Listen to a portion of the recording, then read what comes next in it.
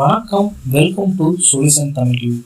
இந்த வீடியோ பதிவில் மிஷினரிஸுக்கு சம்மந்தமான மெட்டல் கிளாட் சாக்கெட்டோட ப்ராப்பர் லைனை தான் எப்படி கொடுக்குறதுன்னு இந்த வீடியோவில் பார்க்க போகிறோம். நான் உங்கள் எலக்ட்ரிஷியன் ராஜ்குமார். வாங்க வீடியோக்குள்ளே போகலாம்.